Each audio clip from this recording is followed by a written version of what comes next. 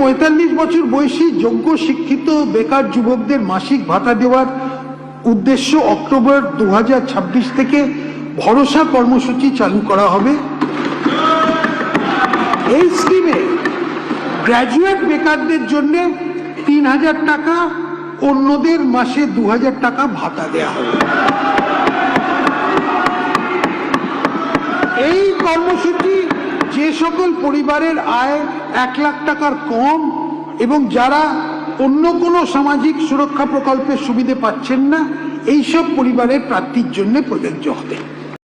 তো বন্ধুরা, আপনারা দেখলেন যে আমাদের রাজ্য সরকারের তরফ থেকে বাজেটে ঘোষণা করা হলো যে 21 বছর থেকে 45 বছর অবধি যেসব বেকাররা রয়েছেন তাদের জন্য আর্থিক সাহায্য করা হবে এবং এই কর্মসূচি অক্টোবর মাস থেকে চালু হবে, অর্থাৎ এই 2026 সালে অক্টোবর মাস থেকেই এই কর্মসূচি চালু হবে এবং এই স্কিমের মাধ্যমে গ্র্যাজুয়েট বেকাররা এখানে আর্থিক সাহায্য পাবেন মাসিক 3000 টাকা এবং অন্যান্যরা যাদের কোয়ালিফিকেশন গ্র্যাজুয়েটের থেকে কিছু কম তারা এখানে কিন্তু মাসিক 2000 টাকা করে আর্থিক সাহায্য পাবে। কিন্তু এখানকার সবচেয়ে হাইলাইটেড বিষয় হলো এখানে বয়স কিন্তু 5 বছর বাড়িয়ে দেওয়া হয়েছে।